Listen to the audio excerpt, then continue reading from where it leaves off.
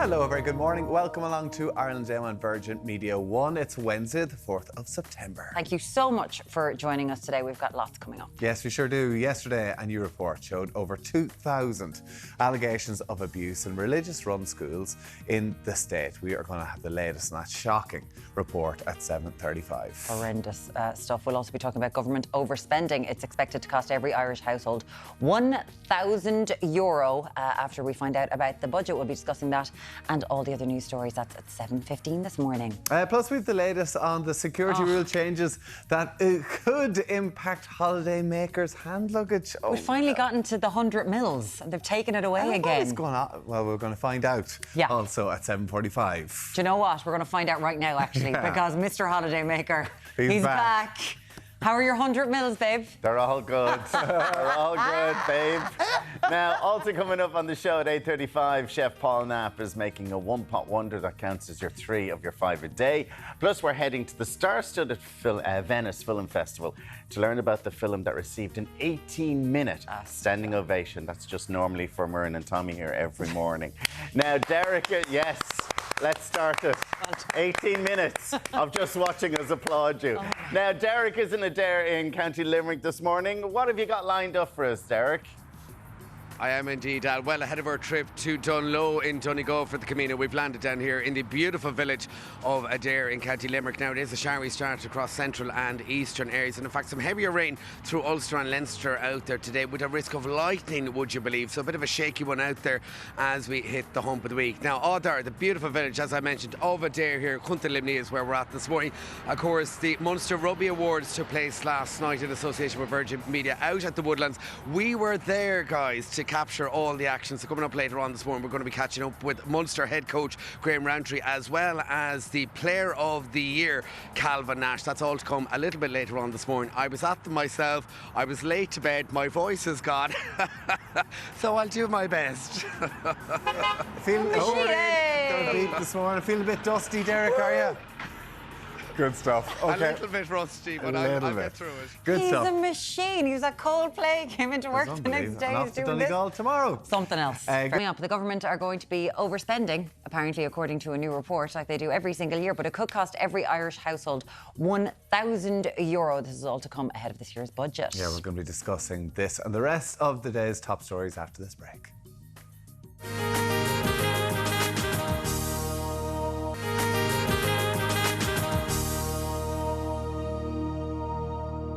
Welcome back. It's time to take a look at this morning's papers, and we should say that an awful lot of these are horrible, horrible reading. The Irish Times headline: their childhood stopped the day the abuse started. Almost 2,400 allegations of sexual abuse made in 308 schools run by religious orders were revealed in a landmark report yesterday. The allegations, spanning a 30-year period, were disclosed to a government-appointed inquiry. 884 just like him. A scoping inquiry into sex abuse allegations at Irish religious-run schools found almost 2,400 claims against 884 alleged abusers, including at the school where notorious paedophile priest Father Brendan Smith is buried. That's the front of the Star. The Examiner, the Mirror, the Irish Independent and the Daily Mail, they all go with this same story. The Daily Mail there says a devastating legacy of abuse. More than 1,500 boys may have been sexually abused in Irish schools between the 1960s and the 1990s. The Herald leads with girl stabbed in school attack gets home after 281 days. The little girl, who was seriously injured in a knife attack in Dublin city centre last November, has been discharged from hospital after 281 days. And finally, the Sun's headline: off their sheds. A bike shed firm could have sourced the Dahl a lock-up for a fraction of the €336,000 that the OPW paid for that thing that you're seeing on the front of the Sun. Shed. 336,000. We will be talking about that in a minute, and we are also going to be talking about the scoping inquiry. Sorry. Yes, we'll be talking about the scoping, I think, at 7:35. But not here to talk about the other stories in the papers. Jack Horgan-Jones from the Irish Times. Good morning to you, Jack. Morning, Tom. So we're coming close to budget time. There was obviously this shed complete overspend. The Irish Fishery Council, Advisory Council, have pleaded with the government again to not overspend, and that their overspending are going to put €1,000 a year on the typical household's bills. Yeah, so this is an interesting one. The Irish Fiscal Advisory Council was set up in the wake of the economic collapse to try and act as a budgetary or spending watchdog in some ways, to try and say to the government, look, you know, you're going too far, you're spending too much. It may make sense politically in the short term, but in the long term, economically, it makes no sense. And they have been saying this until they're blue in the face every single year since they've been put into existence. And this year is no different. They're coming in with this, I think, What's the point of them then? Well, the point of them is to try and rein in the kind of the political instincts of the government, which is to spend more. Okay. And also to run kind of economic analyses of the government spending in the budget and to sign off on certain aspects to make sure it's in compliance with these overriding European fiscal rules that were brought in after the collapse. What they're doing this year, which is quite interesting, what they haven't done before, at least to my knowledge, is to kind of take the government overspending, which is going to grow by about 6.9% this year, so 6.9% spent more this year than last year. And they've kind of distilled that down to how much that'll be per household. As you say, they reckon it'll be around €1,000 for each household in higher prices as a downstream effect of government spending. And so I think what that does is probably crystallise for most people this kind of abstract notion that government spending is going to make things more expensive for you against the very kind of concrete feeling, the sugar rush effect that people get from those budget day measures, particularly the once-off measures like the universal electricity grant. Will it make a difference? I don't think so. I think this year we're going to be getting more of these once-off measures once again. And the reason, the overriding reason for all of that is, of course, that we have an election looming into view, most likely in November, but no later than next March. So wait, when you say the €1,000, they've put it into this very good context that we can all easily digest, that things are going to be more expensive. Is that the government is causing inflation, or that we have to get the tax somewhere, so we're going to tax you more? It's more the former. It's more the former. Things are going to cost more money. We're driving inflation exactly, up. Yeah. And they're saying that because a lot of these spending measures, they're not targeted, they're saying that there's a problem attached to the universality of it, whether you need it or not, you get it. So there's once-off measures that are targeted to people, for example, who are in fuel poverty or living with a disability. And they have less of an issue with those kind of payments and more of an issue with those universal ones, those across-the-board ones, the likes of the electricity. The not targeted ones. Yeah. And listen, Pascal Donoghue has justified it by saying Ireland's rapidly growing population needs more services, which is fair enough. But it's the level of money or how efficient that money is being used. You look at the health system, they're throwing astronomical amounts of money at the health system, but it doesn't seem to be improving the service. And there's one point that the Fiscal Council said, if we are to learn from past mistakes, now is the time for the government to stick to its own rule rather than to have it hit us in reverse later on and potentially in the next recession. And this is quite worrying, because when you look at the bike shed, there's a real bang of Celtic tiger off it, isn't there? Like 300,000 on a bike shed. Yeah, and I think that it's one of the reasons why the bike shed story is potentially so problematic for the government. Now, you should take a step back from this and say, look, there wasn't a political decision. It's not as if Simon Harris or Eamon Ryan or Roderick O'Gorman were sitting up in their office saying, go on ahead and spend the 335,000. But someone did, okay. But someone did. And there's a generally corroding effect on public confidence in politics, politicians, and decision-making by the state and by the government when they see this kind of largesse, which is often, contrasted to kind of more mean-spiritedness, perhaps, in the public finances, which is not, in fairness, on display. I'm genuinely in this not actually blaming the government for this, but I'm furious over it, because it does, as you say, it shows that someone's just going, they've got no clue. What's the price of a litre of milk when it's 336,000? Yeah. That's someone, that's a huge amount of money. And it's off you go. It leads on to the Children's Hospital. Started off 500 million, it's now gone to 2 billion. Yeah. Where is the Office of Public Works? Where is the regulatory standards? Where's the who is accountability? actually making sure that getting bang for your buck? And that's a frustrating thing, because it's costing people in their pockets at home at the minute, It's and our it's going tax money. to go forward. Yeah, and frustrating. That's why stories like this travel. Yeah. And someone was saying to me yesterday, it's the Children's Hospital of bike sheds. Yes, that's it. But very quickly, because in the UK, Keir Starmer has come in and said, Harry, we've got a 22 billion hole that we need to plug, and they've started to cut all these things. Like we're talking about contagion, right? That governments are going to have to go, okay, we have to do something. Like, we're not taking a cue from the UK about going, we need to rein this in because something's coming down the line, are we? No, well, no, I think there's a fairly stark contrast between the public finances in the UK and the public finances here. We're still riding on this cushion of corporation tax windfall receipts. But the question, I suppose, and the question that IFAC, the Fiscal Advisory Council, are asking is what happens when that money spigot is turned off? And if Trump gets in. Because it looks like, you know, you've got three companies, Apple, Microsoft and Google, paid 43% of corporation tax 2022. Let's move on to story number 2. The Taoiseach, Simon Harris, he is in Ukraine at the moment and he's pledged more support for Ukraine and Vladimir Zelensky. Yeah, so following in the footsteps of his immediate predecessors in the Taoiseach's office, Leo Varadkar and Michal Martin, who both made the visit to Kyiv. He's touring bomb sites in Kyiv this morning. Obviously, it comes at a time of a particular upsurge in violence in the region, driven initially by the incursion by Ukraine into Russian territory, which has led to a very strong backlash. A lot of very heavy bombardment. We saw ballistic missiles being used overnight, and so this is kind of it's a financial commitment in some ways, but you know, it's 36 million, so in the grand scheme of things it's not a huge amount of money, but I think it's about a symbolic commitment to, you know, to stand with Ukraine.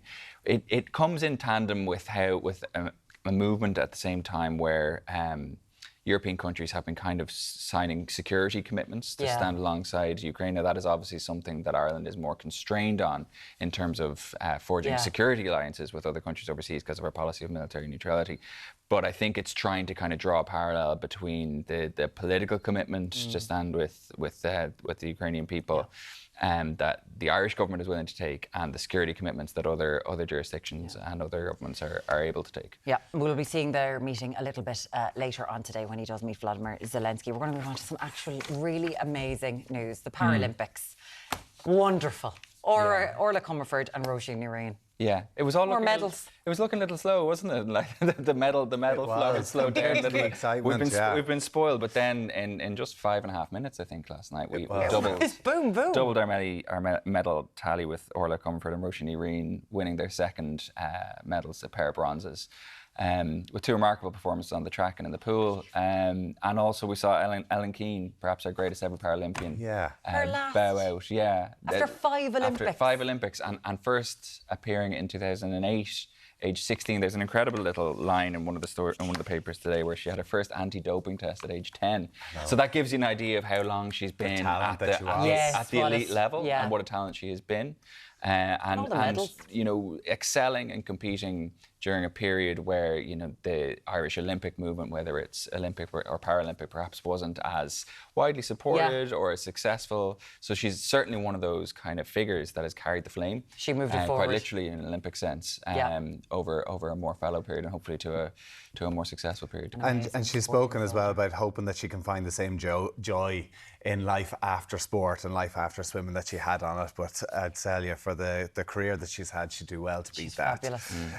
Yeah, unbelievable. It's great to see the success over in Paris as well with the Paralympics too, and hopefully the rest of the athletes keep the medals coming in.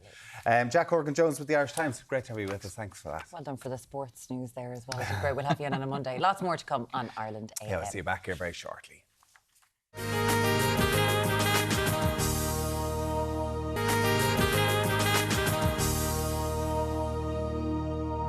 Welcome back. Now, yesterday, the scoping report revealed nearly 2,400 allegations of sexual and violent abuse across 308 schools, implicating 884 alleged abusers. Yes, here to discuss these findings and bring us the latest is Harry McGee, political correspondent with the Irish Times, and Deirdre Kenny, CEO of 1in4. Good morning to you both. Good morning. This is across all the papers this morning. Shocking report. It is the scoping inquiry, Harry. What is the report and how did it start? Well, essentially, it started when former pupils of Blackrock College in Dublin disclosed in a documentary several years ago that they had been abused as children and as teenagers, both in Blackrock College and its feeder school, Willow Park, and that opened a huge can of worms, and other allegations started coming from different schools. So the scoping inquiry looked at allegations that surfaced in all schools in the state. that were run by religious orders.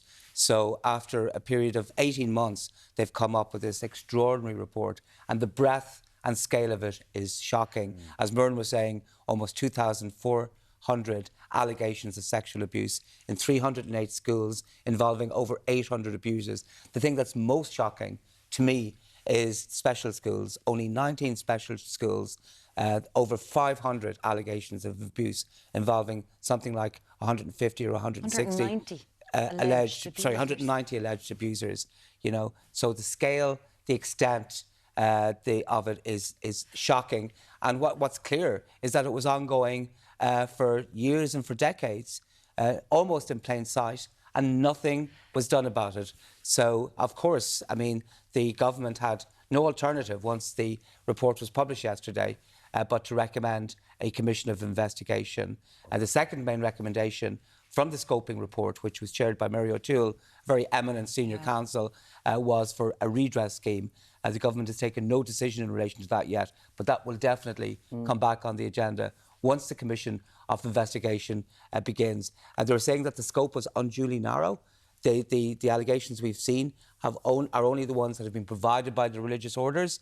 So there are possibly thousands of other allegations out there, and they're also going to possibly extend the scope of the Commission of Investigation to include all post-primary schools, and that would include non-religious schools as well. Okay. We can't even begin to contend that it didn't happen in schools that weren't run by religious orders. And religious orders yesterday pointed to that, saying they're being unduly looked at. This is alleged abuse, Deirdre, but 4 chapters in this 700-page report, they come with a content warning because of the sort of sexual and violent abuse that they contain within those chapters, which is just harrowing to read today. You have been supporting some of the survivors of this alleged abuse in these schools. What is your initial reaction to this report?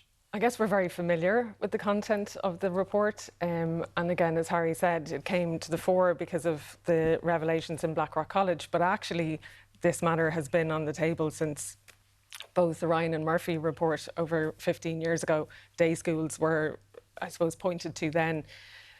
The scoping inquiry created a safe environment for people to disclose their abuse, and I think that they're to be commended for that, because often in these inquiries you have quite an adversarial process. So survivors detailed what had happened to them, and they spoke about what they felt the impacts on their lives have been. Again, it's difficult to read, but really important that we take account of the lifelong impact of sexual violence. And I think it's a unique report. It speaks to the statistics, but also the very personal stories. And I think, rightly so, a commission to inquire is on the horizon, and hopefully a redress scheme also. You've spoken to a lot of the survivors in this. Do you think this is the bottom of the barrel? Do you think that there's going to be a huge amount more comes out of this if an inquiry, a proper investigation does happen? Yes, like the statistics are harrowing, and we have to remember behind those numbers are lives that are impacted. But we also know from our work and from the CSO that this matter is underreported, especially when it comes to men. So we know her name comes 1 in 4. There's an awful lot more people out there who are likely to have been impacted, and I think that has to be taken into consideration. Some of the accounts that are being highlighted in the papers today, in your own, Harry, in the Irish Times, Ellen Coyne in the Irish Independent today, was one little boy who was trying to prevent himself, trying to find a way to not have to go back to school, and he spent the whole summer finding a place on his road where he was sure that if he stepped out he'd get hit by a car and he'd die, so he wouldn't have to go back to school. That's one example of horrendous issues that happened. Yeah, as Deirdre was saying, the impact and effect on these young children was just horrendous, and it lasted not just for the period they were in school, but has followed them throughout the course of their own lives. And many talked about their childhoods being blighted. They had problems afterwards with school attainment, low-income jobs, self-esteem. They became hyper-vigilant with their own kids, became helicopter parents. They struggled with alcohol, with drugs. They struggled with relationships. They struggled from depression. And unfortunately, there are instances when those children, when they became adults, weren't able to cope and committed suicide. So that all of these impacts were profound and followed these kids throughout their lives. And actually, for many of them, speaking to the experts involved in the scope inquiry was the first time that they had an opportunity in their lives to fully disclose what had happened to them as children. And that makes you really sad, you know, to think that, you know, that there were people who grew up amongst us, and most of the schools, I mean, nearly every school in the country is captured. The people who grew up amongst you, who had this kind of secret, what they thought was furtive, awful, shameful life going on, and that weren't able to disclose it. And it's shameful, really. We all woke up this morning looking to see if a lot of us, I'm sure, if our school was on this list. And a lot of us probably were, but weren't even aware of what went on, which is... Yeah, it happened in my school, and I was completely unaware of it until I saw it yesterday. Wow. That there were allegations in my school, and my primary school, and my secondary school. And it was up to the religious orders to volunteer this information. So was it up to them? Could they have not released certain information as well? They could have, but I think they were. I think the culture has changed. Okay. And society has changed. I think they are far more open now. They would have resisted, I think, 20 years ago, 25 years ago. And in the 80s and in the 90s and the 70s, I think the standard thing was to brush it under the carpet and to move the abuser away, if in extremis, but never to contact the authorities. I think the culture has changed. But there are, as Deirdre was saying, 1 in 4, you know, that the name of her organisation has a resonance and has a meaning. There are far more victims out there. And I suppose when we realised, Deirdre, as you mentioned, that these were alleged allegations of abuse that were handed over to this inquiry. So these schools had these allegations. They were written down. They're in their files and their documents. But we know that it is underreported, as you mentioned there. The redress scheme. Because obviously, you know, we're talking about this. These people, their lives have been traumatised in ways we can't even imagine. Some are no longer with us. Half the priests alleged to have taken part in this abuse have died. What did the victims want to see happen from your dealing with them? It's accountability, transparency, it's skilled support, and I think it's non-adversarial. I mean, they're the themes that come out of the report. Redress, like, there isn't enough compensation in the world to address the harm that people have been caused, but redress, if it's a fair and meaningful process, can, I suppose, add to the recognition that people deserve, and also, in a practical way, can help in some way to recompense people for the impact on their lives, whether, as Harry said, whether it's their, you know, vocation or their, you know, employment, lost opportunity. And I think we need to take that into account. And we often talk about this in the past, but people are still living with this impact, and we need to be really conscious and aware of that. A recognition from the state as well, I think, and even this report and this investigation, I'm sure that will bring, listen, for what these people have gone through, it's the least that they could ask for. Exactly. And look, we talk about these people, but they're parts of our lives, they're our families, our community. So I think there's a responsibility on all of us to respond to this in a compassionate and understanding way. And calls in the paper today from Barbara Scully. She's got an article talking about divestment of religious schools from the education system, which is something, Harry, that will go on and on, I'm sure. Well, there are very few religious left. I mean, the schools are religious. Some of them are just religious only in name now. It is worth noting that it wasn't just the religious. There were lay teachers as well who were alleged abusers. So it was pervasive. Now, I think one of the reasons that the government has not accepted the recommendation in relation to redress is the cost. If the extent is what we think it is, the cost will be really, really high. This is something that we're going to continue to look at, obviously, for a very long time. Harry McGee, political correspondent for the Irish Times, and Deirdre Kenny, CEO of 1 in 4, who's involved with an awful lot of these victims of this alleged abuse. We wish you the best, and everyone who's come forward, fair play, and thank you for joining us this morning. Thank you. Thank you. Thanks so much. If you have been affected by any issues raised in what we've just been speaking about, you can contact helplines at virginmediatelevision.ie/helplines. Yeah, time to take a quick break. We'll see you back here very shortly.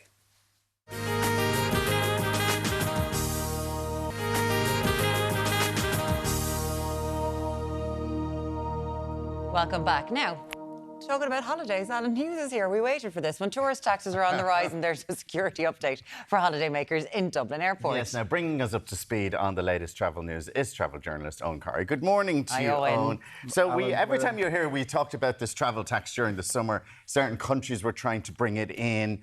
Should we bring it in Ireland? Is it ever going to be brought in?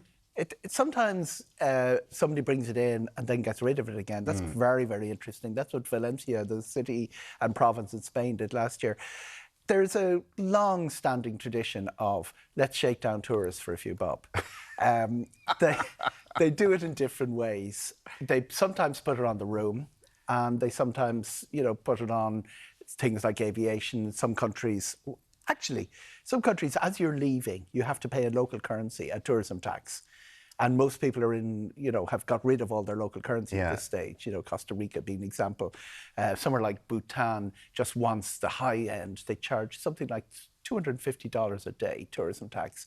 The reason it's in the news this week is New Zealand, who normally would be very pro-tourist, they get about 3.5 million tourists a year, not back to pre-pandemic. They've decided to triple their tax. A lot of discussion about this. Is this the way to go about it? But again, there's always a little kicker at the bottom. New Zealand have decided to triple the tax for everyone who isn't from Australia. The Australians, which is their biggest market, get in still without paying the big tax. Yeah. And how do you add the tax? Is it on when you get in? Is it put on the hotel rooms? Sometimes hotel rooms, but in this case, you're paying. You actually just pay to enter the country. So it's what, $67? Their visa, it's not an enormous, it's about $60, but their visa requirements and fees have gone up as well. It's always local politicians who are tackling this. The main reason they go for it is tourists come, they use the services. They use the water, the roads, they clog up the roads. Some of the very heavy touristy areas, the traffic is terrible during summer. Ask them around the Ring of Kerry in July or August. And they're under pressure from people saying, we're paying taxes, these people are coming in and going again. The counter to that debate is the amount of money a tourist leaves behind is phenomenal compared with the local spend. Yeah, but they pay their VAT and all of that as they're going through. They get their tax back when they leave. Every time you're going into Kerry, you have to pay a tenner? I do it, Kerry. You're worth it. You are worth it. 0896 111 111. What do you make of a tourist tax being brought into Ireland for the tourists using our services so that, we can have some nice services? We're going to move on to Dublin Airport. I'm so happy because Shannon have it. You can use your 100ml bottles, right? Yeah. When this came in, because we've got new scanners. Yeah. What's going on? Are they taking it away from us? The beautiful new scanners are still there. It'll all be back in place in about 3 or 4 months. Behind this thing, and it's a requirement that nothing in your bag is more than 100 mils. It's like the old days. It's actually the advice in Dublin Airport all along, because while all of the Terminal 2 scanners are the new scanners, only half the Terminal 1 scanners are the new scanners. As Muireann says, Donegal has it, Shannon has it, Kerry has it, and Knock has it. Cork is only starting the tendering process, and Belfast is on the way as well. What's the problem with Terminal 1? The problem isn't with Terminal 1. The problem is the European Union and the Americans fretting about security, and the Americans saying, we're not happy with the ability to read large bottles. It tends not to be the 75 cl whiskey bottle or wine bottle. It tends to be the 2 litre or the soft drink bottles. They're not happy that it's absolutely 100% secure. It'll only take a few months, I think. But there are 2 things going on here. First of all, there's the requirements, and then there's the actual installation of the scanners in the airports across Europe. Not all of them have it. So while the European Union is saying bottles have to come out of the bag or have to be checked in again back in the hold for the next few months, by the time they work their way through that, more airports will have the scanners. But until every single airport has the new scanners, we can't be absolutely certain. We can put our... So we need our plastic bag. Are we under 100 mils again? 100 mils. But if you're under 100 mils, you can leave it in your case. But it's anything over that, you have to take it out and show it, where beforehand you were allowed to... Well, in Terminal 2, you were allowed to put it through. Would that it was so simple. Yeah. It's actually, if you've got the new scanner, it's in the case, you have to take it out if you reach the old scanner. That's all of Terminal 2. Airport dads. Have we any airport dads watching us this morning? Yes. They all know you go to the left-hand side when you go to Terminal 1 and you get the new scanners. The real drama and the real joy of the new scanners is electronics stay in the bag. That remains the case. That was what was causing most of the delays. And the speed of getting through the queue is enormous. You can get 8 people a minute through the new scanners. It used to be a maximum of 4. through the old ones. And in wintertime, when everyone has a coat and a hat. Where in Terminal 1? Left-hand side? Left-hand, you go to the left. Go to the left. Beyonce, off to the left. Off to the left, to the left, to the left. Love it, Owen Curry. Didn't expect that this morning. So Me that and Beyonce, you know. So that is, hopefully we'll get our over 100 mils back again very quickly. What could be holding up a queue is a new TikTok trend where people are taking pictures of what's in their case. Shout at somebody if I saw Can we take this. a look at this? So people are doing this. They're arranging them nicely and then taking a picture to put it on TikTok. Arranged all my things are. But they're in the queue. Yeah. To go through the scanners. And there are 27,000 people behind them in the queue looking at this. I assume they take it off to a side and do it, because if somebody was in front of me doing that, I tell you, I'd be telling them where to go. I would literally be telling them where to go. Next time I'm photographing my tray, don't make sure Alan isn't behind me. Why would you photograph your tray? Maybe for security reasons, to make sure everything is there when you get My to the 3 side. TikTok followers will be, watching. We didn't get a chance to get to. There's new routes from Aer Lingus going to Las Vegas. Las Vegas, we'll talk about very good prices, really brilliant prices. So starting in November. Yeah. Have fun. Owen Curry, thank you so Always much. Always a great for joining pleasure. us. Thank you. To the left, to the left. Yes, Celtic are learning to make Dahl in the kitchen. And we're discussing the Angelina Jolie's Oscar hopes already. We'll talk to you shortly. See you in a few minutes.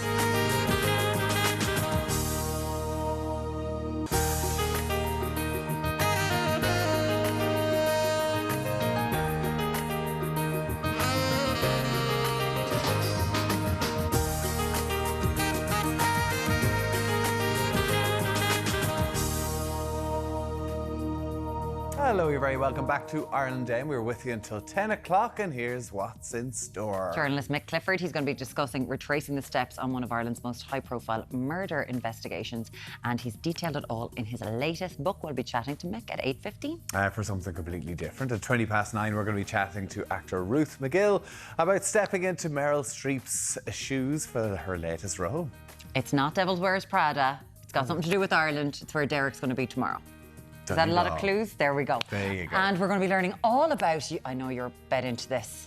Harry and Meghan. Prince Harry's returning into the royal fold for some royal duties. We're going to find out more in a pop culture roundup at 8:45. He's back. He's back. Are you delighted? Is Meghan back too? Nah. Alan is on kitchen duties this morning. Alan, what have we got? Don't be getting too excited. He went to a funeral. Oh, is that it? That's it. He didn't even speak. Excuse me, he might have had a triangle sandwich. There's a lot to discuss. Don't be getting too excited about the royals getting back together.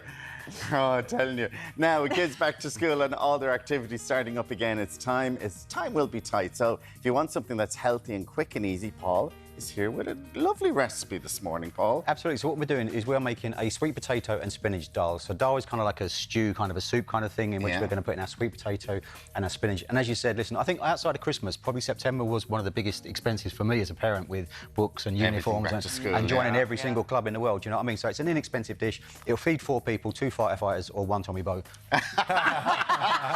4 kids, 2 firefighters, 1 Tommy Bow. We love it. Can we start doing? We should start quantifying things like quantifying that. it, yeah. Tommy Bow. Now, Deric has travelled to Adare this morning to meet some of the country's rugby stars. What's in store, Deric? Oh, Tommy's a hungry boy. Anyway, Alan Paul, we've scooted out of Adare village here in beautiful County Limerick, and we've landed out here at the Woodlands. Of course, this was home to the Munster Rugby Awards into the early morning hours in association with Virgin Media. Of course, we had the top awards dished out to all the players, including Calvin Nash. He scooped Munster Player of the Year. Hopefully, we're going to be catching up with him a little bit later on if we can manage to get them out of bed. Graham Roundtree as well. He is Munster head coach. But lads, we've landed here in the pet farm, and look who we found. Alan, Tammy and Wirren. Wirren, I think you're the blonde one there. Hello from Limerick. She's totally natural. The alpacas. Yeah. There you All go. Natural. Very good. Looking good this morning. Always there. Hopefully the rugby lads are out of bed. Derek. Might you give them a text? I See know, if by they'll get those up? dinners they can go into the wee hours. Yes, so we'll be chatting hopefully to them in just a little while. But now it's time to take a look at this morning's papers. We're going to start with the Irish Times. The headline there: their childhood stopped the day the abuse started. Almost 2,400 allegations of sexual abuse made in 308 schools run by religious orders were revealed in a landmark report yesterday. The allegations, spanning a 30-year period, were disclosed to a government-appointed inquiry. 884 just like him. A scoping inquiry into sex abuse allegations at Irish religious-run schools found almost 2,400 claims against 884 alleged abusers, including at the school where a notorious paedophile priest, Father Brendan Smith, is buried. That's the front of the Star. The Examiner, the Mirror, the Irish Independent and the Daily Mail all go with the same story. The Daily Mail say a devastating legacy of abuse. More than 15,000 boys may have been sexually abused in Irish schools between the 1960s and 1990s.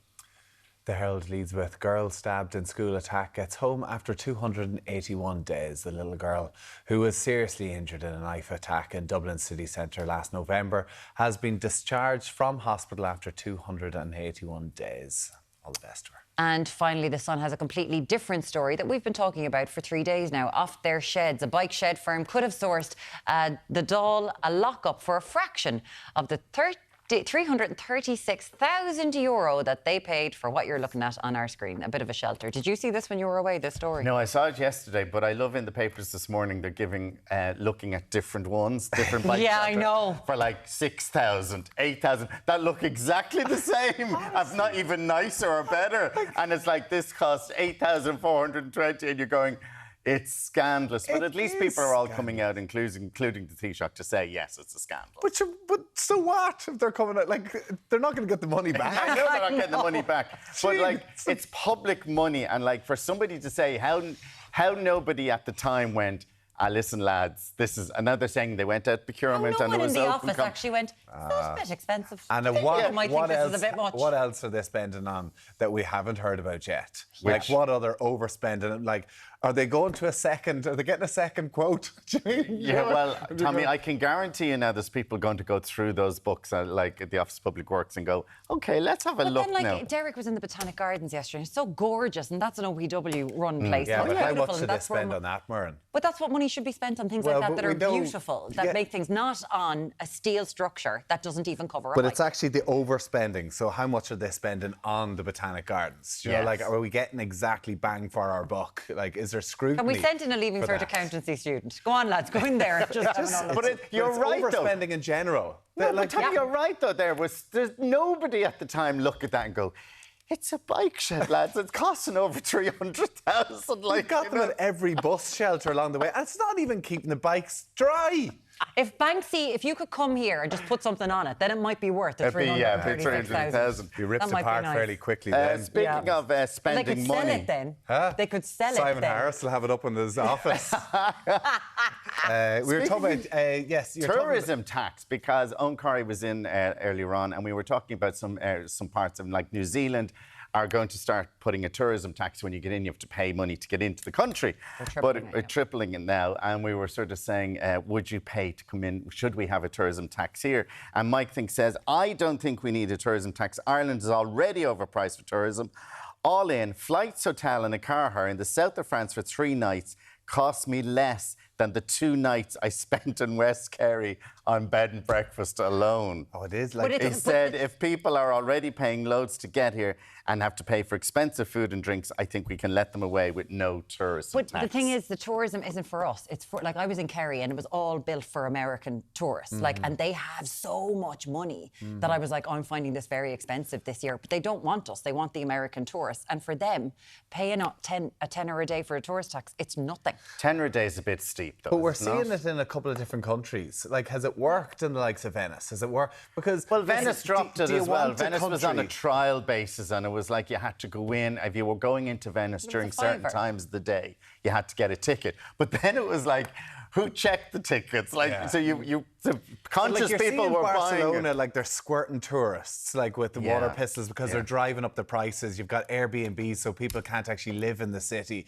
Like, there's huge knock-ons for the amount of tourists that come into the country. So is it something that we want? Do we want to have less tourists here so that actually the people from Ireland can move and live in the city? It'd be nice if we could live in the city and not just Airbnbs. We'd like to hear from you on this. 0896 111 111. You can let us know. Yeah, we'd love to get your opinion on that. Keep those texts coming in. Now, Ireland AM turns 25 next month, so to mark the occasion, we're looking to celebrate with the viewers who've been with us over the 2 decades. What with you? Been with me. Exactly. So if you've ever watched Alan do something on the telly and you're like, that has changed my life. Remember I the doubt it. nudists? Remember the nudists came through? That was, we'll get them back. Or if you've ever shared a story with Ireland AM that had an effect on your life, we would love to hear from you. Get in touch. We'd love to hear from you. 0896 111 111 or send us an email to irelandam@virginmedia.ie. Now, after the break, journalist Mick Clifford is going to talk to us about his new book. Talk to you in a minute.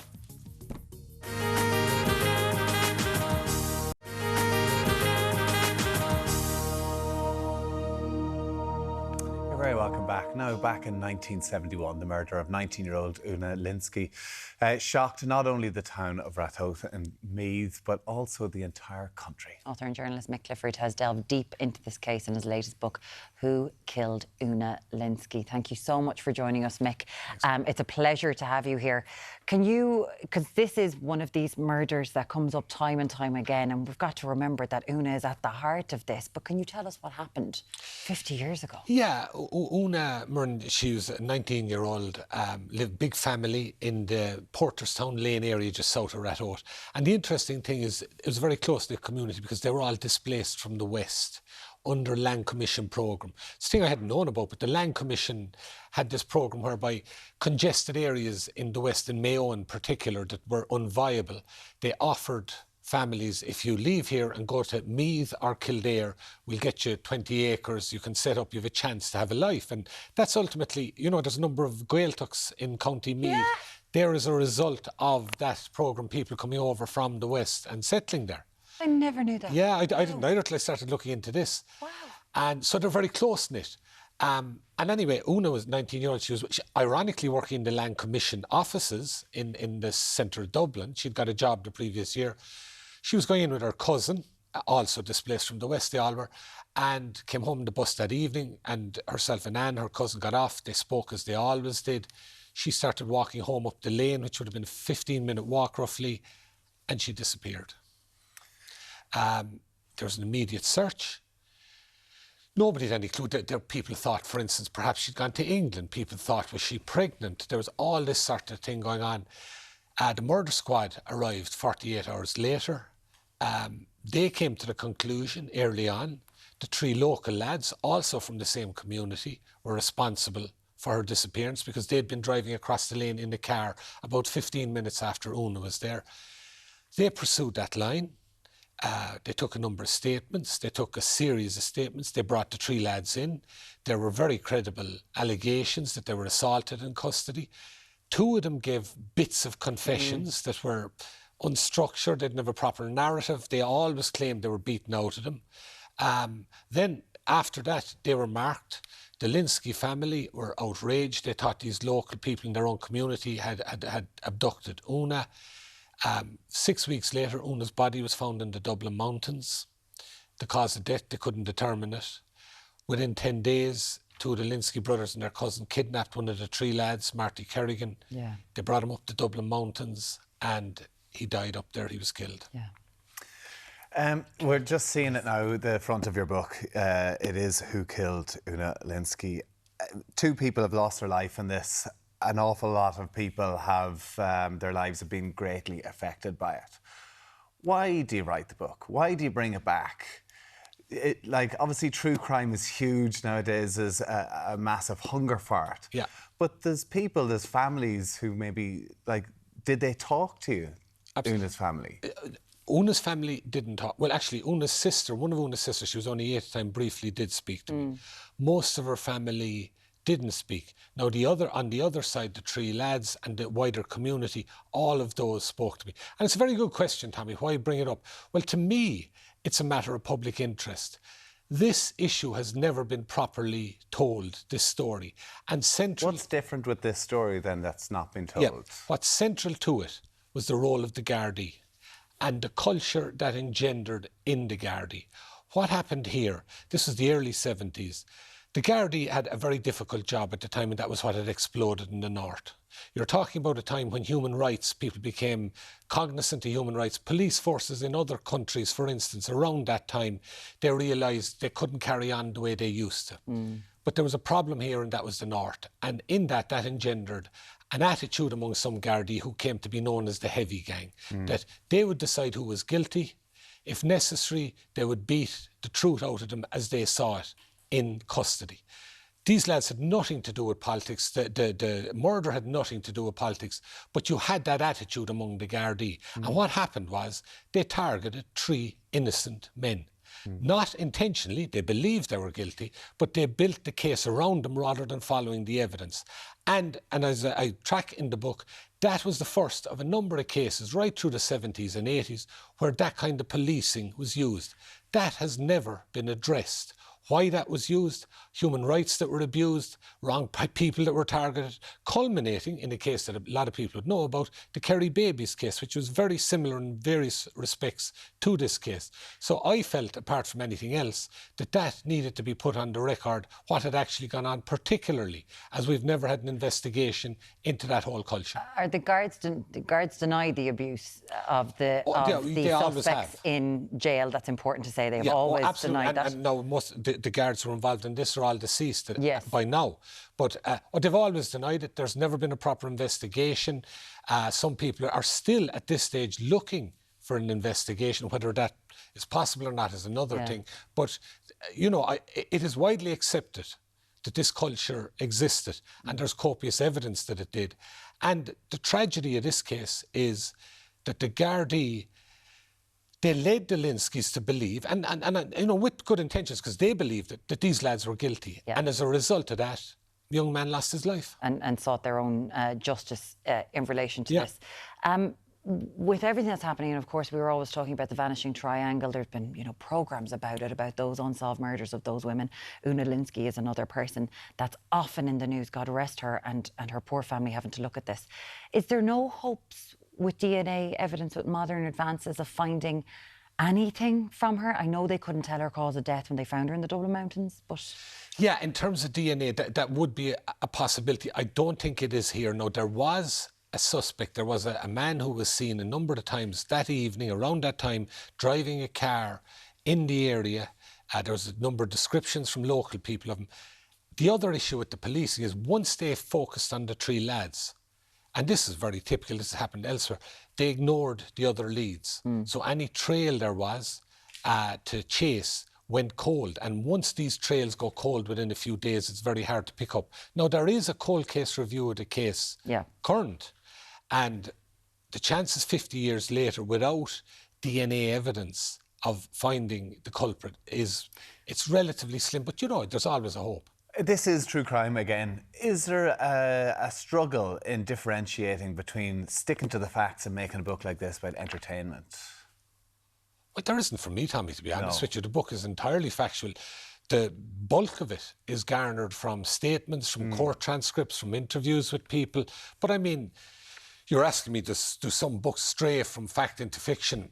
Quite possibly, you know. I honestly don't know. Because as we've addressed this a number of times, and just, you know, for the family, you just feel sometimes revisiting it again with another book. But there's obviously real intention. It was about the Gardaí that you felt that this story had to be told. Absolutely, and the families. And I mean, you're talking about the families, the 3 families of the 3 young men who were involved. One was killed, another served time in jail. He only was exonerated 35 years later. And the third one, Dick Donnelly, who unfortunately Dick died during the pandemic, they were very eager for all this to be put on the record, because as far as they were concerned, it has never been properly addressed, and that has persisted right down through the years. And the fact is, it is a story that hangs over us and hangs over Ireland at a time when a lot was happening, both north and south, and political machinations that were going on. Absolutely, and it hangs over the community there. You know, that spectre of intergenerational trauma, that was there with a lot of people as well, unfortunately. Well, you had time to do this, and obviously you're on the political trail coming up very shortly. With, I'm going to be a busy man. When do you think the general election is going to be? Well, everybody's saying it's going to be in early to mid-November, and all I can say is, if it isn't, and should Simon Harris wait until the new year, and should he not get into government again, I think people in Fine Gael, for one, will never forgive him. And the other element is Fine Gael have a record of badly calling the timing of a general election. So he's under a lot of pressure, and I'd be amazed if it's not in November. But listen, I've been wrong before. Yeah, I totally agree, because you got to ride the crest of the wave at the minute, and certainly the way Sinn Féin are polling at the minute now is the time you strike while the iron is hot. Listen, Who Killed Una Lynskey? It is your new book, Mick Clifford. Thank you so much for joining us this morning. You have a busy few months ahead. Really appreciate all going it. well.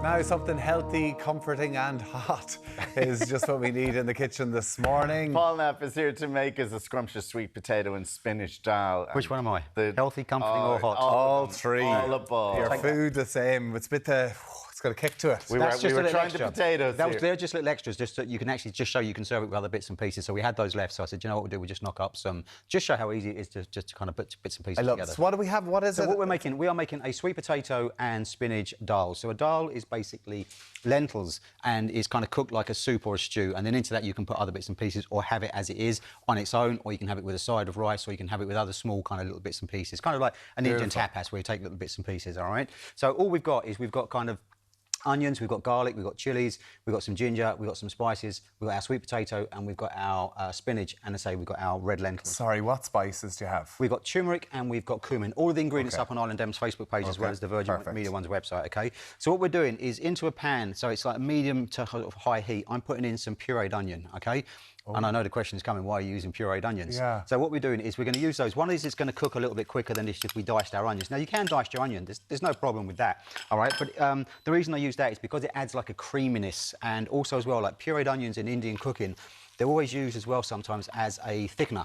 So, like a masala is technically a word for like gravy. Right. So they'll use pureed onions to kind of thicken the sauces and stuff. So rather than be kind of like flour-based and stuff like that, they just use that as a thickener. Yeah, Did you put that just in some olive oil in there as well? Just a little bit of olive oil, and then all we do into a medium-high heat.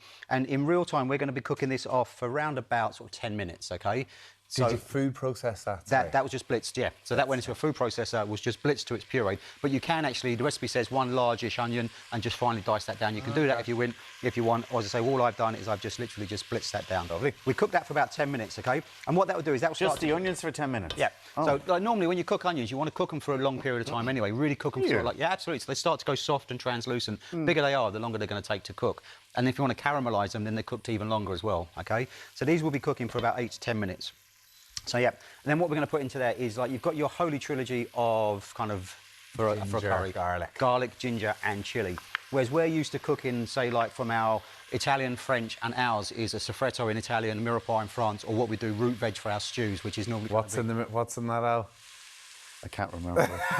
Carrots, onions and turnips, is it? Turnips. Yeah, carrot, onion, celery. Celery, carrots. That's the base we had that the last day. That's the base for our soups and our sauces, so, but within sort of like Indian cuisine and Asian cuisine. So we're putting in there about 4 or 5 good cloves of garlic, which we've minced down, OK? We're putting in there a good thumb-sized piece of ginger, which has been minced as well, all right? So that goes in there too. And then with the chilies, it's up to yourself. It depends upon how spicy the chilies are, all right? And what I'd always say is give them a little taste, first of all. Just take a little piece off, because sometimes they're mild, and then sometimes they'll blow your head off, do you know what I mean? And they're like oranges. You know, you eat one and you get lulled into that false sense of security that the other one's even though you're lovely. buying the same red chili peppers, sometimes they can be different. Absolutely, yeah. Oh, wow. Yeah.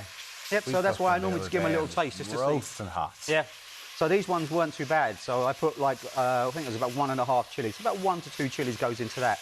So 10 minutes for the onions, about 2 or 3 minutes for the bits and pieces. And then what we add into that is just turn the heat down a little bit here. All we're going to add in there is our spices. So I've got 2 teaspoons of turmeric go into there, OK, like that. And then I've got 2 teaspoons of ground cumin, OK? And then we put that in there. So what we've created, if you think about it really, is, you know, like when you make a roux for a sauce. So you've got that, it's kind of, this is our flavour bomb. So in there we've got our herbs, we've got our spices, we've got all our bits and pieces. We're going to cook that out just for sort of like about 30 seconds or a minute or so, just to take some of the bitterness out of those spices. All right? If you're happy and you're confident, leave it on the heat. If you're not, just take it off of the heat and just leave the heat just to kind of just let it warm through and cook through. And you're getting that smell now, you're getting that garlic. And I don't think it's like that house this morning, because I was cooking this last night. The house this morning when I woke up at 4:30, all you could smell was like an Indian restaurant. It was lovely because it was really nice. Beautiful.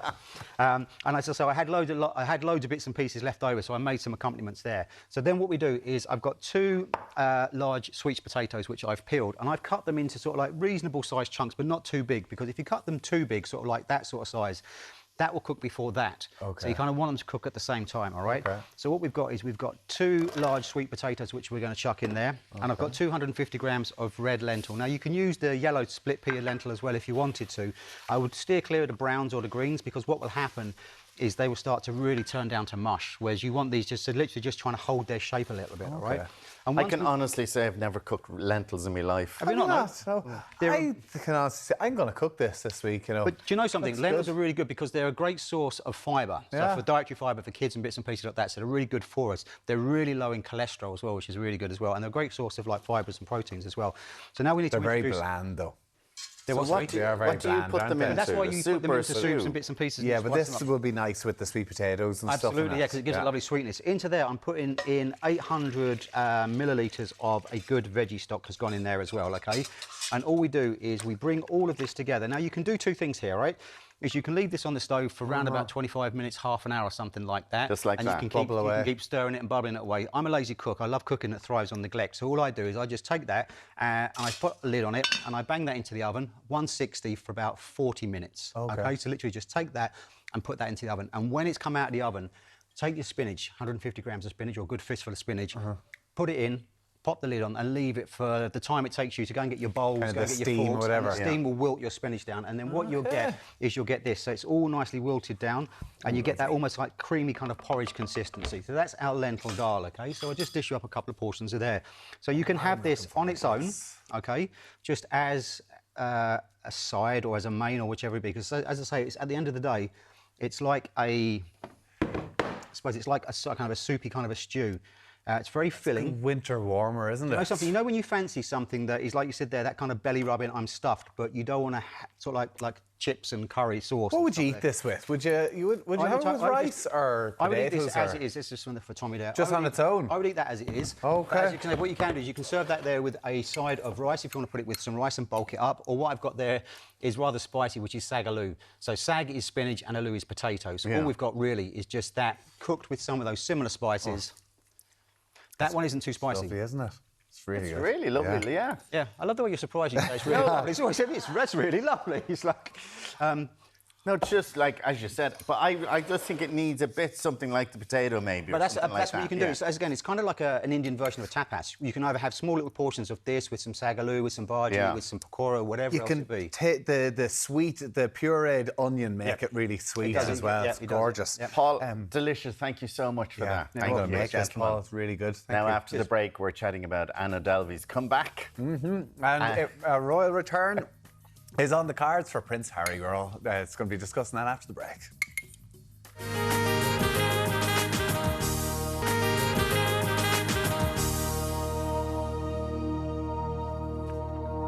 Now, from an 18-minute long standing ovation at the Venice Film Festival to a potential royal return for Prince Harry. Giving us the goss is our pop culture whiz, Cassie Delaney. Cassie, Thank you. Let's see, okay, can we 17 go? minutes. We'll Then do with the that, whole what was that, 10 segment. seconds and The I'm bored? whole segment, please. What is going on with these standing ovations? They've become a news story in and of themselves at Venice and a Cannes Film Festival. This is wild, yeah. So standing ovations are the new marker of success for a film, right? So we've had some great indications of what films are going to perform well at the Academy Awards this year because of Venice and Cannes. So Angelina Jolie is back as a front runner for her Oscar for Best Actress, which we'll get to in a second. Yeah. But we've got standing ovations up to 18 minutes long. So for Tilda Swinton and Julianne Moore, their new film, The Room Next Door, received 17 and a half minutes. I did a little check outside. We could get from here to the airport in that time.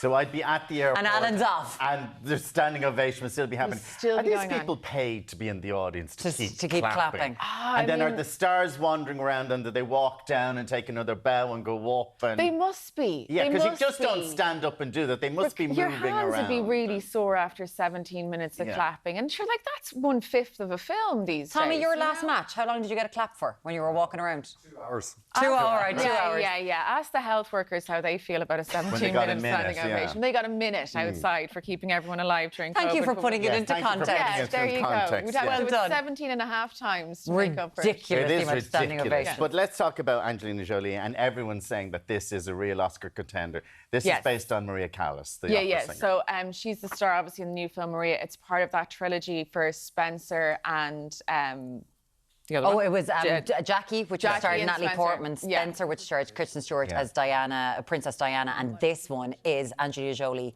as Maria Callas. As Maria. So his trilogy So of women. It has been 15 years since we've seen Angelina up for an Oscar, right? And this is a hill I'm willing to die on. She deserved that Oscar in 2009 for Changeling. She lost to Kate Winslet for The Reader. It was the same year it was the same year of Revolutionary Road, but Kate Winslet was up for The Reader. We had Anne Hathaway up for Rachel Getting Married and Meryl Streep up for Doubt that year.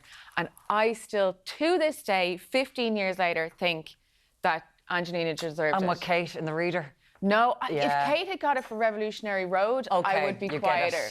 Okay. Quieter, but she definitely deserved it for Changeling. So Angelina was here 2 days before Brad arrived, or a day before Yeah. Brad arrived. It was all like, oh my God, they're finally in the same country at the same time. Yeah, because obviously we haven't seen a lot from Angelina in a starring role. Like, she's done stuff like Maleficent, and she's directed things over the last couple of years. But it's been a really long time since we've seen her in this really dramatic kind of big role. And for this role in particular, she went and she trained for 7 months as a soprano opera singer. So apparently she's just incredible in it. Like, really method, is committed to it, and I really hope she gets And the I Oscar. believe in press conferences like she went that she tapped into Maria Callas because of the heartache of relationship breakups and everything Yeah, like that. So that's everyone it. was going, oh. They're calling it like her really, really big film, where we see the parallels between Maria's life and her own life. Yeah. And like, when she gets into something, she is phenomenal. So I am really looking forward to seeing this.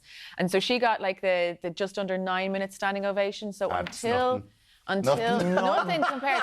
But for the last couple of days, we were like, this is the breakout film. This is going to be the big one. And then Tilda Swinton and Julianne Moore got there in nearly 18 minutes. And this is the first English language film from Pedro Almodovar, who did Talk to Her, who's done all these amazing Spanish So movies. that's The Room Next Door. So I mean, if you watch the trailer for The Room Next Door, it gives nothing away. It's Tilda Swinton and Julianne Moore have rekindled a relationship. One of them has cancer.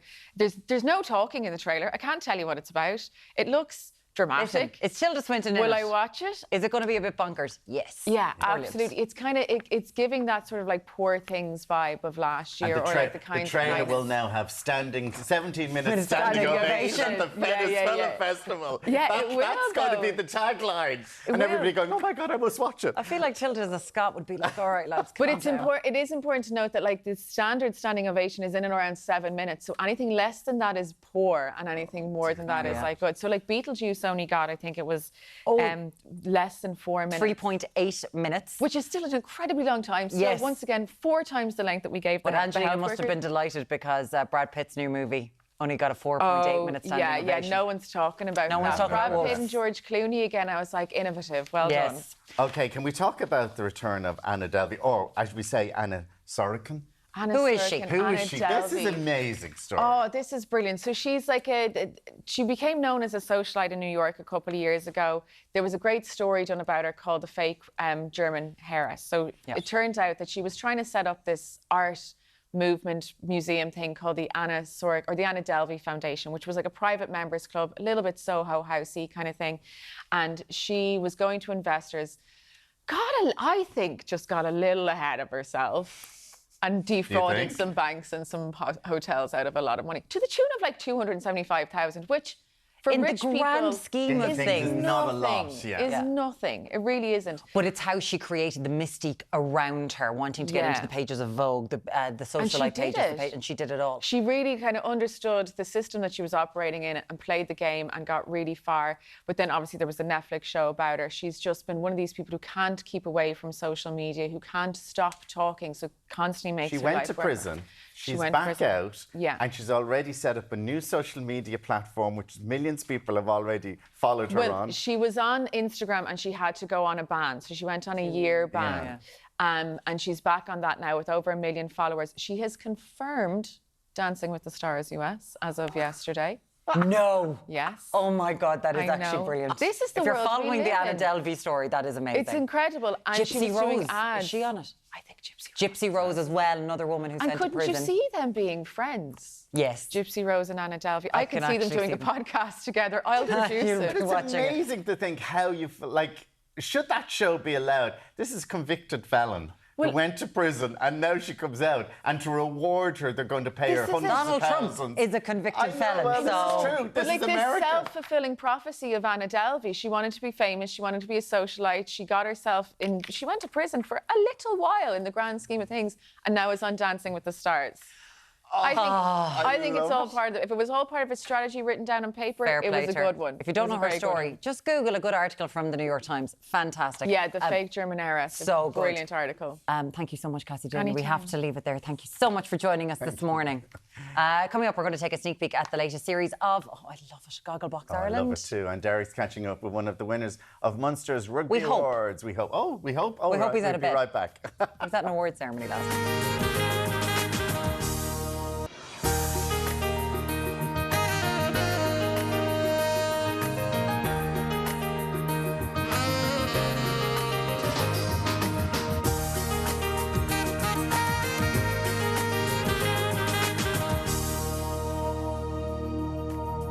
Hello, welcome back to Ireland AM. Coming up very shortly, actor Ruth McGill is going to be here to chat about taking on one of the nation's best-loved plays and giving Meryl Streep, no less, a run for her money as she steps into her iconic role at Dancing at Lughnasa. Yeah, can't wait for that. Alan, what else have we got this morning? Well, we're in father and daughter duo and Gogglebox stars Anastasia Noel chat about the return of Gogglebox Ireland, which starts tonight on Virgin Media One. But before that, Deric's catching up with some Munster stars. Good morning to you, Deric. How are you getting on in Limerick? Yes. Or in Adare? We're live He's down in the here hotel. in Adare in County Limerick. We've actually landed down here at the Woodlands. We're on the search for Calvin Nash. Linda, have you seen him? No, I say it's just duck to the bed. Oh, I'm stand corrected. There he is. Oh, here he is. Look, look, look. Just swing the camera over here. Pop over here. He is the Munster Player of the Year. Good morning to you, Calvin Nash. How are you getting on? How are you? How was last night? Very good. Yeah, lovely night. How's the head this morning? Grand. I didn't drink at all, so. No, okay. You know, so. And how do you feel? How do you feel now with the award under your belt? Yeah, delighted. Obviously, just look, obviously massively honoured to be voted for the Player of the Year. So, yeah. Yeah, great. Okay, we'll have more from Calvin, and of course, where's Graham, by the way? I don't know. He's floating around there somewhere. All right, we'll do our best to get him by around 25 to 10. But for me and all the crew here in Adare, back to you in studio in Dublin. Oh, showing off the gun. I used to have arms like that back in the day. Back a long time ago. You're sitting there, Tommy. Should have had the long sleeve on today. Looking forward to Deric catching up with Graham Roundtree and Calvin later on. Now, welcome back. We were talking about the scoping report a little bit earlier on that is into alleged abuse allegations in schools that happened against children. We received a number of texts regarding these abuse allegations making the headlines this morning. Damien, he says, when will all religious orders be removed from all schools? This cannot be allowed to carry on. Enough is enough. And a lot of you have been sharing your experiences with us this morning. And we'd just like to know if you are affected by any issues raised in today's programme, that you can contact our helplines that are available at virginmediatelevision.ie/helplines. Yeah. And for anyone who's going through that right now and living it, thank you for messaging us, and we hope that you get the support that you need thank you so much. We hope you're doing okay. Absolutely. It's just frightening. It's the front of all the newspapers this morning, the report, which I think is only the start of what we are going to see about these abuses, alleged abuses over the years. We were talking about a number of other things, very different things in terms of even a tourist tax. Should we be bringing a tourism tax into Ireland? Alex said, I paid $52 to enter New Zealand when I went there last year. It's a fee that is valid for 2 years after issued, and it covers multiple entries over that time. It's a conservation and tourism levy, which I was happy to pay. Like, would you be interested? Like, do you think tourists would mind if they're coming in? Like, I kind of wonder. You know the rubbish on the top of the cliffs of Moher. Wouldn't it be great if there was a tax to go? Okay, we will pay for someone to do that because tourists are leaving rubbish behind. And totally, Cliffs of Moher, beautiful part of the world, gorgeous to see, and down in Kerry, Cork, gorgeous parts of the world. But what are you coming into Dublin for? What is there for tourists? Yeah, but what is there for tourists? Go to Guinness Storehouse. You can go to Trinity. There's not really much. I wouldn't pay for that. But you're coming into the country.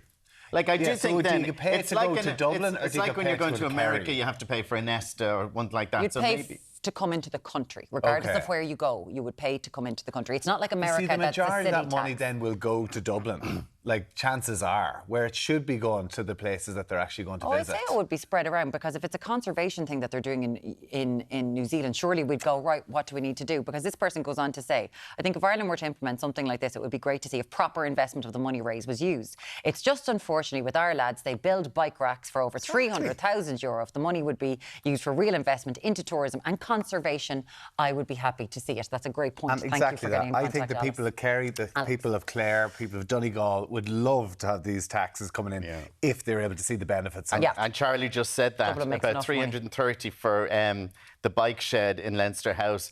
And I stand on the main street in Gorey in the rain because there's no bus shelter. Exactly. I mean, there's bumper taxes coming in. But isn't that just shows where you? is the money being spent? The man standing in the rain at the main street in Gorey because there's no bus shelter. There you have it. Thank you for sending in your texts on all those issues this morning, as always. Still to come, actor Ruth McGill talks taking on dancing at Lughnasa and her life as a death doula. And watching me, watching you, we'll be catching up with Gogglebox stars Anastasia and Noel a little later. There you go. Lots more still to come here in Ireland then.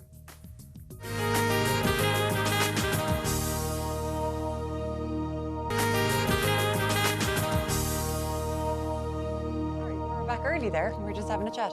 Now, Brian Friel's heartwarming masterpiece, Dancing at Lughnasa, has been reimagined for its first showing in the Gate Theatre in over 20 years. Amazing. Ruth McGill, who plays Kate, is the play, joins us now. Good morning to you. Great to have you with us. Thank you.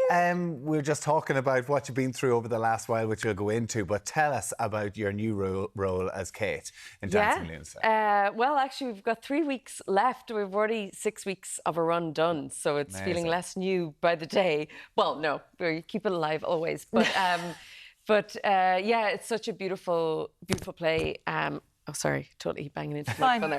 Don't worry about it. But it's, what did you ask me? Well, tell us about the role and how it's, I mean, it's an iconic role, a huge role, certainly for the play is very symbolic here in Ireland as well. Yeah, it is. I mean, I think probably a lot of the times the reason it's so symbolic is because of Meryl Streep playing it in a film, but all the parts are so important to each other. But it's, I mean, Kate, to talk about Kate, since I'm playing her, she's the matriarch, the head of the family. She's the school teacher. She's the only main earner in the family. And there's a lot of things afoot when we join these people in this play. It's actually a memory play, so it's the nephew of Kate who's remembering this particular summer in 1936 in Donegal, when a lot of things happen. A new Marconi radio enters the family for 3 weeks, and they're obsessed with the sound that comes out of it, you know.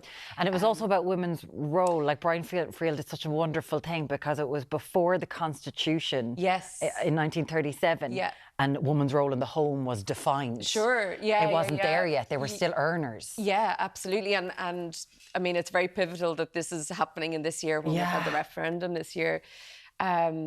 And also the threat of being a spinster woman, and there's 5 of them, you know.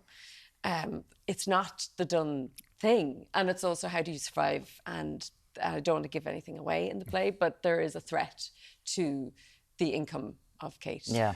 And that's... Will you give us a little bit away about how you play Kate? As opposed, do you take inspiration from the way Meryl Streep portrayed her in a movie, or is it different, obviously, a movie to a theatre production, and how the character evolves? Yeah, it's funny because I don't think about her. I don't think about her at all. Did you watch? Did you watch the Whatever, movie? Meryl. Whatever. Did you watch the movie back it, again? Of course, and actually the sorry to for Meryl, she'd be like, excuse me, I'm Meryl Streep. But with the premiere actually happened in the school. I went to Glanty's, which is Ballybeg, and so the film she actually came to the school, and I served her champagne. So that was exciting. But in terms of like playing Kate, I have to say life experience has obviously given me a lot more depth of feeling. I never even could have imagined playing this kind of a role even 5 years ago. But she's a kind of a mix of many things. I mean, she is a school teacher, so there's that idea of like, you know, the stern teacher that we can all imagine.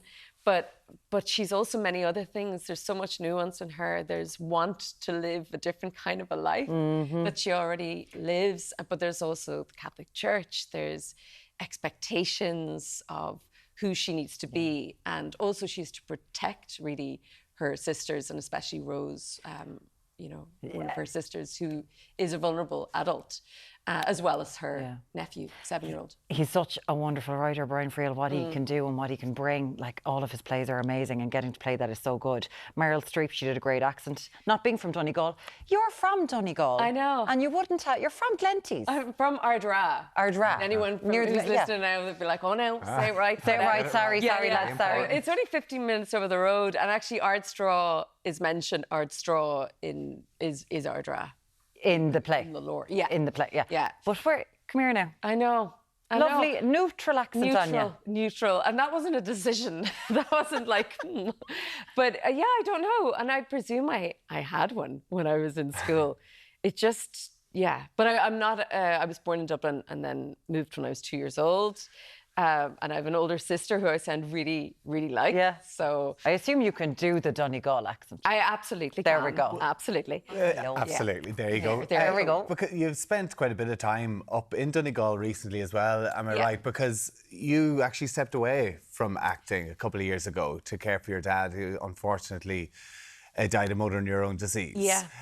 What was the thought of thinking, you know what, I'm going to park this now and spend some, you know, meaningful time with my dad? I knew when that, well, it was a shock of a diagnosis, to say the least. And I just knew, I knew that what theatre demanded, I wasn't going to be able to be there for my father and support him in whatever way I could, and also do theatre, because it's a demanding job.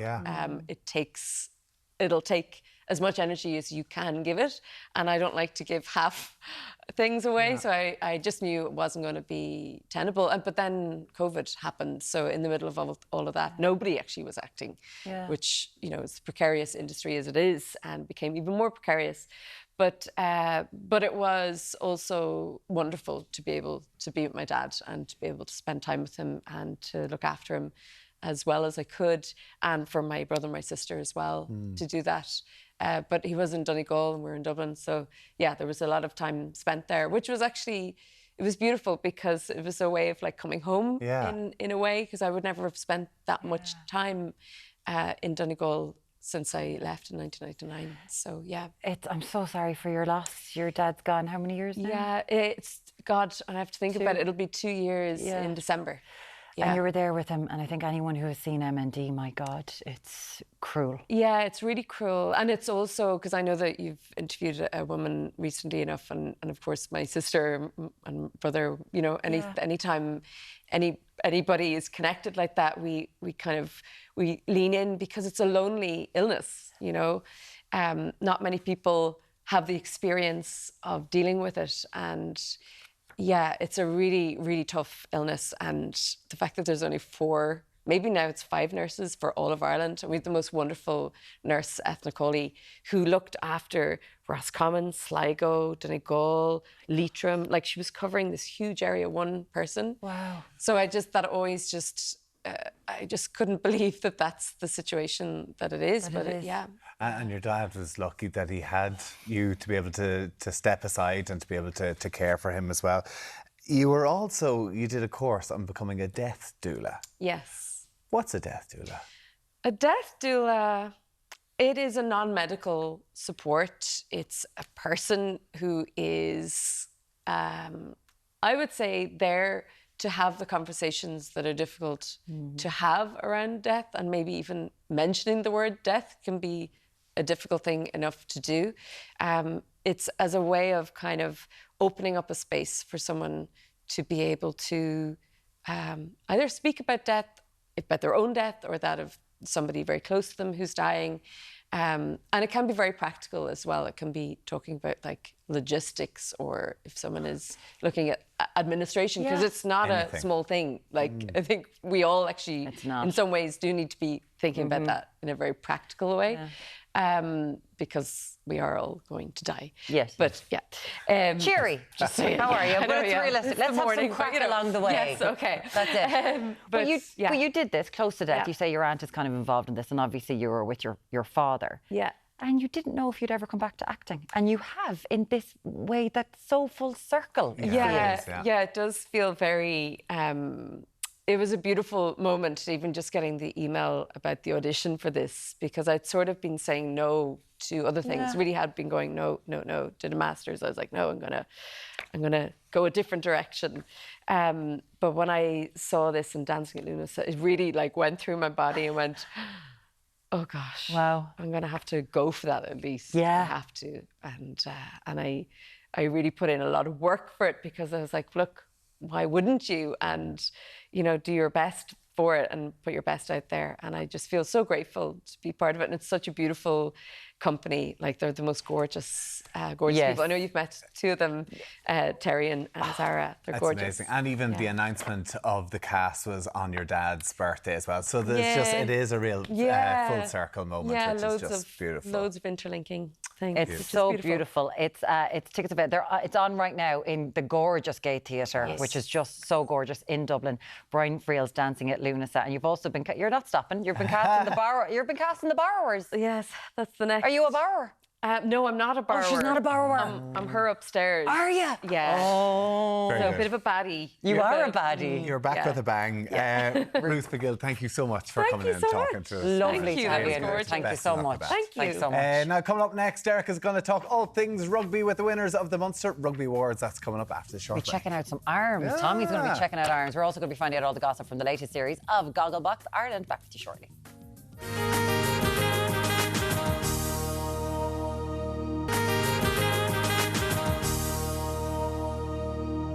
Now, I'm going to read this very slowly because Deric has to get from where he was to inside of that hotel, because last night... He's running as we speak. He's running as we speak. He's running. Last night, the Munster Rugby Awards, they took place in Limerick. Don't stop. Munster Rugby Awards. So Deric travelled to Adare to catch up with some of the worthy winners. So mind of Deric. They didn't win anything last season. How's it going, Deric? Don't, Deric. Lads, you're reading it all very, very slowly. Anyway, look, we landed from here over to here. Welcome down here to the Woodlands. We're down in beautiful Adare in County Limerick. Of course, the Munster Rugby Awards took place here late yesterday evening to the early morning hours, presented by Virgin Media. We're joined now by, the winner, in fact, the Player of the Year, Calvin Nash, as well as Graham Roundtree. Good morning to you both, gentlemen. Morning. How are the heads this morning? Great. Quiet night. You were in bed nice and early, I believe, Graham? Yep. Yeah. Need my beauty sleep. You do need your beauty sleep. Anyway, Calvin, we'll kick off with you because you are newly crowned Munster Player of the Year. A huge achievement. Yeah, obviously delighted. Got voted to be Player of the Year, but that was last season now, so I suppose have to look forward to next season already now. So yeah, and it's been a busy one for you because you've had an outstanding season with Munster last year. Talk us through it. Look, we had some massive ups with Munster throughout the year, and yeah, I suppose like we had a lot of big wins, and finishing top of the log as well was incredible. Then obviously winning a Six Nations medal as well, something you dream of as well. So, you know, obviously disappointed to finish on a bit of a disappointing result in Thomond Park, but it is what it is now. The post there, yeah. Yeah, exactly. You know, obviously disappointing, but it is what it is now. I mean, you've been with the Munster squad now since 2018, and you've worked your way up through the ranks. I mean, now as a player at the Munster level and Irish international level, must be a very proud one for your family and your girlfriend Ciara. Yeah, it hasn't been pretty, I'd say. Over the past few years, my family and my girlfriend have got a lot of earfuls of me giving out about maybe not having opportunities there, this and there. But look, I obviously worked very hard, and I'm just delighted now that it's kind of coming to the front of being able to show it to people and coaches and everyone. And look, I'll keep working hard, so I don't want it to stop now. Absolutely, Calvin. Speaking of your coach, your head coach is here beside us, Graham Roundtree. Graham, I mean, what does it mean for you to look at Calvin and coming up through the ranks as the player he's now become? Well, he said it there, he's worked at his game. We're immensely proud of him, how he's developed. I've seen him develop as a bloke, and his game's developed, and now he's, dare I say, an Ireland regular, and he deserves that position in the team. He's very important to us. I've just really enjoyed seeing him grow. You've been with the Munster pack now for about 5 years. You were the forward coach for a while, now head coach. How are you settling into the role? I love it. It's not easy. I've had our challenges. Calvin's mentioned we've had success in the last couple of years. You know, we won the league in our first year together as a new coaching ticket. This year we lost in the semi-final. We lost the game on the night. We probably didn't take our chances. But we're going in the right direction. We're not the finished article, but I'm really enjoying it. I mean, Graham, Munster, had huge success when I was growing up, and I suppose starved of it over the last couple of years. What has it taken to bring Munster to this level now, back to the forefront of rugby? What's it taken? A lot of hard work, and it was nice to give back to people who've waited a long time for a trophy, you know, to win it, and how we won it in South Africa, 6 games away from home to win it. You know, I was immensely proud to be able to give back to the people who waited that long. But as I say, we had a taste for it then, and we want more. And we got to a semi-final last year. And as I say, we blew our opportunities that night, but it won't derail what we're trying to do. And you're no strangers to awards yourself, because you scooped the URC Coach of the Season, I believe. I did, and I'll take that on behalf of my coaches, you know, in the setup. And I'm immensely lucky to have some great people around me, not just lads who play for us, but I've got some great coaches around me. But that award was for them. And I mean, you've come from the Leicester setup, you've come from the English setup, so have you brought a lot of that experience over to the Munster side? I think so. But saying that, I've immersed myself in Ireland. I love it here, and I'm enjoying what I'm doing, and long may it continue. Absolutely. Calvin, let's talk about your Irish debut, 23-24 season. What was it like there? Those two I was actually watching that video of you last night, that try against Italy you scored. It was a cracker. Oh, yeah. So, my debut was in the summer, just before the World Cup, obviously. But, yeah, then obviously making the Six Nations squad and getting a chance there as well. Yeah, it was incredible. Like I said, like it was just dream come true type stuff. And yeah, look, it was unreal. Like massively privileged to put on that jersey. What's it like now playing at international level for the country? It's a bit mental, to be honest. I think yeah, I still obviously have like a good bit to work on, and you know, I feel like I still have a lot more potential to give to the Irish team. And look, yeah, I'll just keep working and trying to be myself, I suppose, on and off the pitch when I'm up there and around the lads, and yeah. You also had that smashing try against France down in Marseille. What was that moment like for you down there? Was it the Stade Orange Velodrome? Yeah, it was crazy. It was like, obviously delighted to get that pass at the end. I fell over the line, but look, yeah, it was mental. I couldn't contain my joy, you know, and yeah, it was dream come true stuff. I keep saying that, but it was just delighted Caelan passed me the ball and didn't try go for himself. And you went for it. Graham, you're back on the road this week, of course. You have a friendly against Gloucester. How are you set for that? At Virgin Media Park? Yeah, down in Cork. Yeah, we're set well. We had a good workout last week. We played Bath away, some young men, and we learnt some valuable lessons. I love pre-season because you're finding out things about what you can't do in training. You know, you work hard all summer, then you play against a huge English team and you find out things. And we look forward to Friday. We made a couple of changes. It'll be a good night. It'll be a good night. And of course, then you've got the round one, the URC, Connacht and Thomond Park. Are you looking forward to that one then? Yeah, I can't wait to see how the lads get on. Massively excited. I feel like the new lads that have come in as well have really added to the group, and I feel like they're integrating very well. They've really thrown themselves in, so yeah, delighted to see how the lads get on. And you've had about 6 weeks off. You've been all around Croatia. Where else have you been? Come on. Malaga as well. Malaga with your other half. The tan hasn't lasted very long. But. All right, and I believe they call you Wiggy. Is that your nickname? Wig. Oh, Wig. Yeah. Wig for short. But Yeah. you've a full head of hair. It's a dodgy haircut. I've had it since the age of 9, Deric. I wanted something better. All right, to Graham Roundtree and Calvin Nash, and congrats on your award last night. Munster Player of the Year. Down here in Adare in County Limerick, for me and all the crew. Back to you in Dublin. Very much, the posh Derek. scones and the posh I teapot. know, it's and very rugby, isn't it? To be go. fair, Prawn well done sandwiches. to Graham Roundtree. He's a wonderful coach, yeah, He's Wig. amazing. And to Delighted Calvin to as have well. him in Munster. Looking forward to seeing Calvin this year in the Irish jersey, not so much the Munster one. Such a pup. Coming up next, 2 of Ireland's most opinionated TV viewers will be swapping their couch for ours. Yeah, we're going to be talking to Gogglebox Ireland fan favourites after this quick break.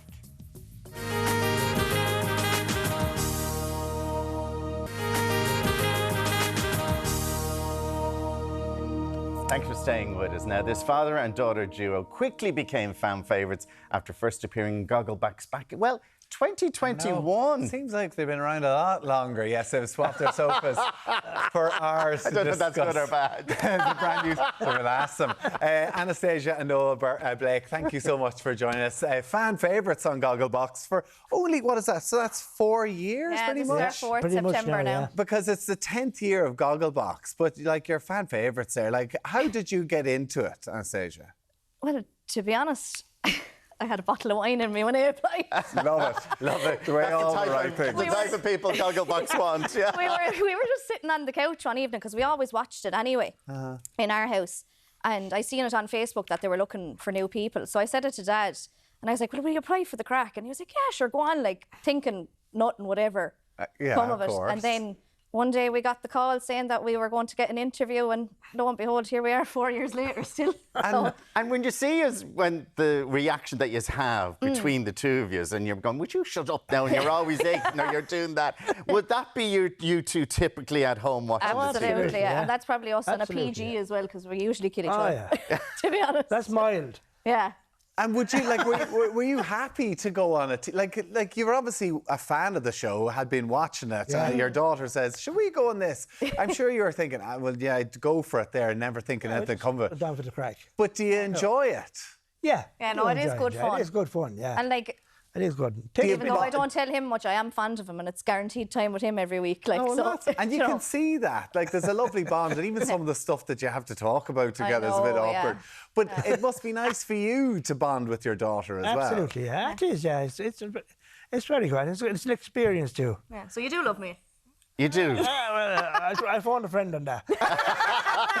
Now tell me, when you're doing it, because I think I'd be the type of person who'd be going, oh, we know we're filming tonight, and I'd be putting the cushions up and I'd be getting everything out. Do you ever see some of them would have the cakes out or the tea and stuff like that? You don't have any of that. It's just very chill. We were kind of Or you'd be conscious at the eating start. sometimes with it. Yeah, like we now would. we don't really care. Or just like take us or leave us. Yeah. Take it or leave You it. know, How does it work? Do you order your own food, like, or do you make your own tea yeah, and we stuff? just make our own sambos and we have our own tea. Yeah. Do you know, All right. 'cause That's very relaxed. there's a couple of isn't it? hours in the evening that you're sitting down watching the telly. So, And you know, how does it find watching some of the certain risque programmes alongside? hate it.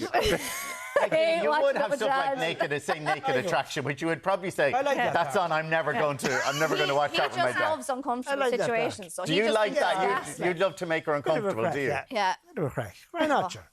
But watching with your dad's not so good. No, is it? No, like I just no. They're not the conversations you want to be having with your father. You No. know, like it's just not. Ugh, no. And come here, when you're watching it, do you ever say stuff that you might then afterwards go, God, did I really say that? Like, be watching a clip of Ireland AM and you say, those two gob Egypts, Tommy Bowe and Alan Hughes, and now you're here this morning and you're going, God, I shouldn't have said that about that's There awkward is now. sometimes where you're like, oh my God, I shouldn't have said that. Like, will people take it up wrong? Like, Yeah. you know. But I think I couldn't give a shite because I was that's the Well, that's going to be on Gogglebox now next week. It's the 9 o'clock watershed, but in the morning. You're not meant to say that. Apologies, of course. Apologise for any bad language. We'll never be allowed on again. Do you get recognised, Noel? Is it weird now? You would, Yeah. What do people say to You you? usually get recognised when you have a spud in your mouth. Yeah, it's Someone will come always over when to you. we have grub in our mouths. And People you're come there, over to us and say trying to- hello. And you'll be there and you'll be like, well, how's it going? Like trying to eat your dinner. Do you enjoy it, though, being the celeb? I wouldn't like to be famous now.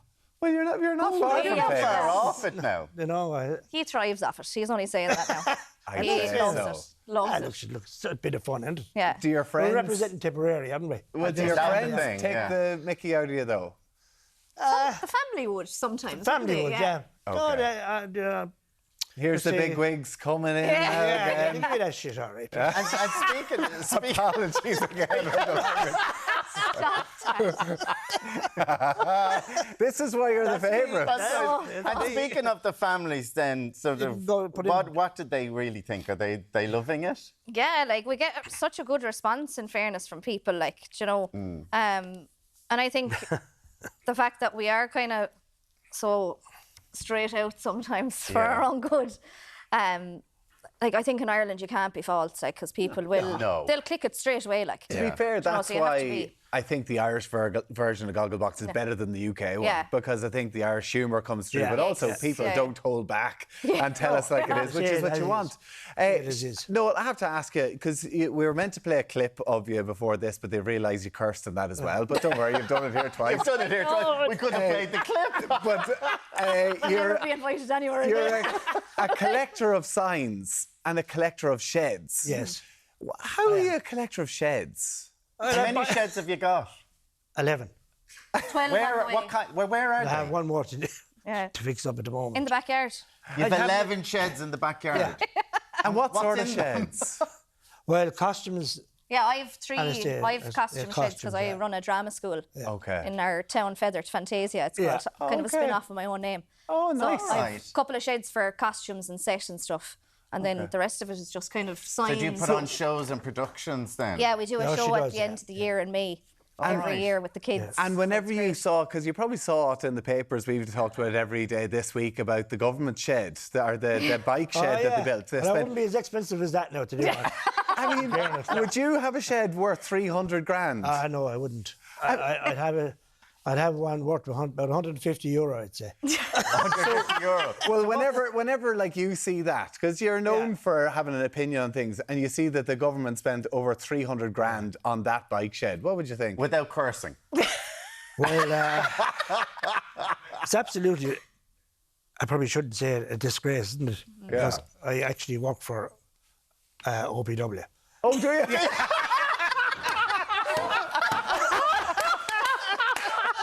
We honestly didn't know. We honestly didn't know. So you built it. So you built it. I didn't build it now, but Oh my God. Oh, we're definitely on Gogglebox next week. So it's a disgrace that they took it from your back garden. and I didn't charge them 320,000. 320,000, whatever it costs. What do you do for the OPW? I do maintenance and castles and. Oh, they're well looked after. At a good cost. At a good price. At a good price. I was wondering how you got that fancy watch and lovely shirt. Now we know how you afford it. I found that. We do apologise if you're sacked from the OPW next week. Yeah, I found that in the ground. I picked it up. Oh, very good. Well, listen, you can see why you get a great laugh out of it as well. Anastasia, what have they had you watching this week? Is there anything about the sheds potentially? Yeah, so we were watching just kind of different clips. Like we watched a new series. Oh yeah, that was on BBC or something. Okay. And like No, we no, watched it's on clips of the Virgin news and stuff like that. Like so. Oasis tickets, no doubt. Oasis tickets, And yeah. we had Get to your watch- Oasis tickets. No. Okay. Were you hoping to go? I have no interest. No interest in I'd Oasis. sooner be repairing the shed. You might get paid. You might get free tickets. Do say that. Yes, exactly. I'm interested, yeah. Who's your musical heroes be then if you wanted to get tickets? Sure, I'd be country and western. All right. Yeah. Willie Nelson, big fan. Yeah. Very Willie good. Nelson. Oh, Willie Nelson. Yeah. Okay. Brilliant stuff. Listen, we love it here, and it's on tonight at 9 o'clock on Virgin Media 1. Gogglebox returns for its 10th series. Thank you so much for joining us. Thank you, lads. Thanks very much. Now, would you behave yourself, for God's sake? What am I going to do with you? Huh? I tell you what, you need your own TV show, not just Gogglebox. Anastasia and Noel Blake, firm favourites on Gogglebox. Muireann, what's coming up tomorrow? Follow that? I don't know. The OPW will have him here for 3 hours. No, Graham Norton is actually going to be dropping by tomorrow to talk about his new book. And I don't know, Noel, will you stay? Will we go through the OPW? We're going to be talking movies. We're going to have your usual news, sport and weather as well. We will talk to you tomorrow. Thank you so much for joining us from 7 a.m. Bye, guys. Get over that.